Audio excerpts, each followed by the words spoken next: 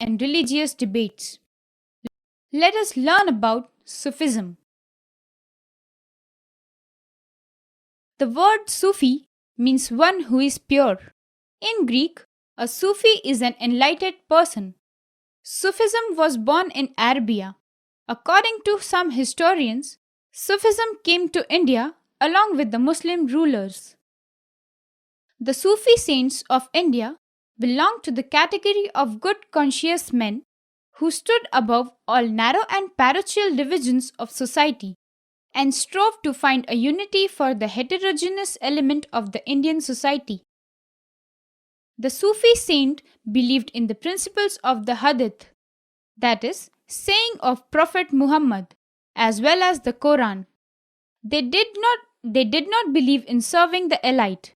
For them, all human beings were the children of the one Almighty Allah. The main principles of Sufism were: God is supreme and all pervasive. All men are His children. True love of God means serving fellow human beings. Prayer, fast, and rituals were not as important as truly loving God. One should respect all human beings, irrespective of caste, creed, or religion. Devotional music was a way to coming closer to God. People should follow the teaching of a guru, pir, or teacher.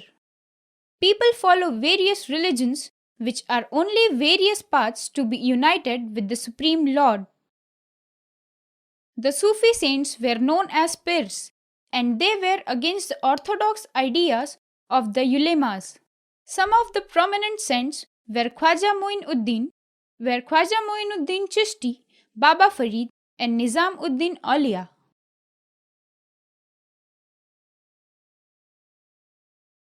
One of the most famous Sufi saints was Khwaja Muinuddin Chishti, who came to India in 1192 and settled in Ajmer. According to him, devotion to God consisted in service to humanity, especially the downtrodden and the helpless. He encouraged devotional music and qawwalis, which were sung in musical gatherings. These songs are still popular. He died in 1236 and was buried at Ajmer. His mausoleum has become a center of pilgrimage for people of all classes. Baba Farid rebelled against the orthodox beliefs encouraged by the ulemas and preached true love for God.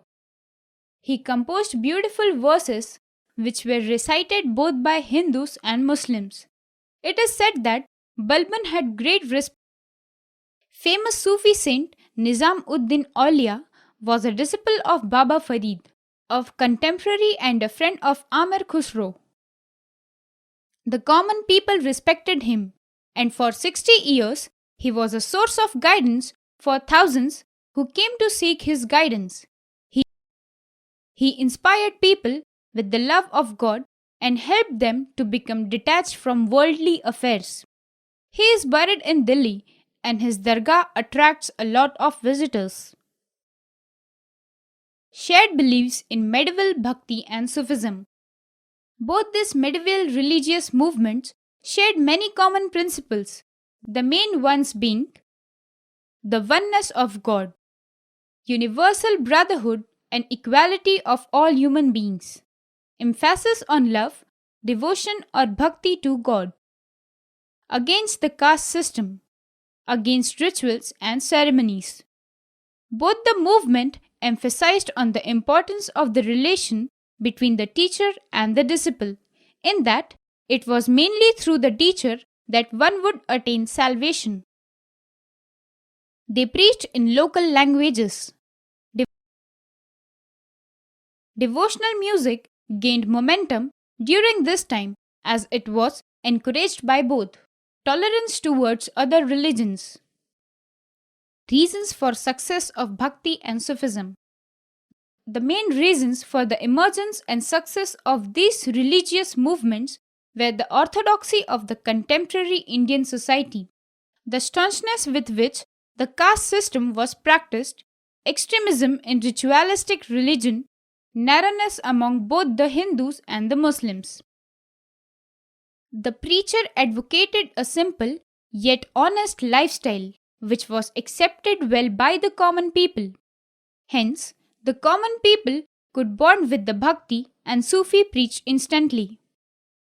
As these two movements we for the masses, they attained a special position in the medieval socio-cultural history of India. Summary: Hinduism was the most prevalent religion in medieval India. Religious movements like Bhakti and Sufism flourished. Bhakti spread from south to north India.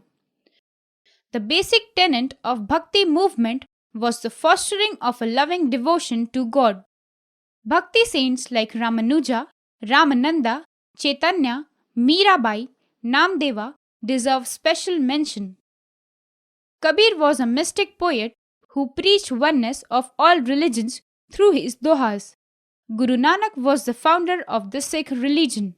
Islam spread to vast areas of India under the Delhi Sultanate and the Mughal dynasty. Sufis were mystic, enlightened preachers. They spread the unique concept that all men are one and are all the children of one God. That is all in this lesson.